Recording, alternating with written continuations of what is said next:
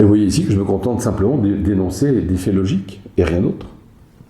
Parallèlement, et je dirais même en face de ça, vous avez les substances chimiques, du coup, qui, lorsqu'elles sont ingérées, vont manifester, elles aussi, un tableau symptomatique particulier. Elles vont être capables, toutes les substances, d'un potentiel de maladie, d'un potentiel d'une totalité particulière qui leur est propre, et qui va pouvoir se développer suivant les susceptibilités de chacun, c'est un autre problème, mais chaque drogue possède elle-même la capacité de susciter une totalité médicamenteuse artificielle.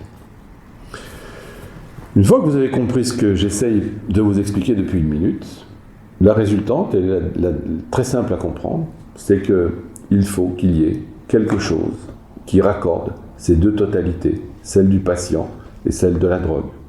Et Hahnemann a montré que l'unique possibilité, c'est lorsque ces deux totalités se ressemblent. À ce moment-là, elles s'attirent prodigieusement et elles se détruisent. C'est pour ça que l'homéopathie, c'est le cas rigoureusement non naturel, contraire à tout ce que le sens commun nous indique, ce même sens commun qui nous insiste à penser que le soleil se lève ou que la terre est plate. Eh bien, ce même sens commun ne peut pas arriver à concevoir qu'une substance qui est administrée par sa ressemblance avec le cas va avoir une telle propension à agir dedans qu'on va se retrouver avec des mécanismes d'une subtilité, d'une sensibilité qui dépassent justement l'entendement. Donc vous voyez qu'en quelques mots, il suffit juste de voir que le seul chemin possible, c'est celui des semblables. C'est pour ça que, depuis maintenant 2 siècles, Hahnemann avait largement prédit la catastrophe sanitaire, la destruction des individus. Kent avait repris cela au début du XXe siècle. Il disait que si nous continuons dans cette voie allopathique de répression des symptômes, nous allons déchaîner les miasmes. Et l'un des premiers symptômes physiques, ça a été la flambée des cas de cancer avec le début du XXe siècle. Il n'y avait pas quasiment de cancer avant le début du XXe siècle. C'était absolument historique, même si on n'avait pas la preuve anatomopathologique de la lésion, il n'y avait pas de cancer.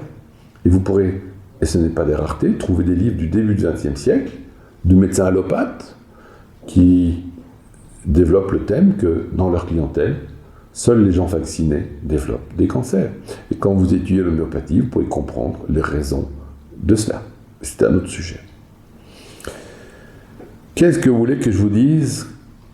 On essaye de vous alerter, on essaye de vous aider, mais les gens préfèrent mordre la main qui leur est tendue.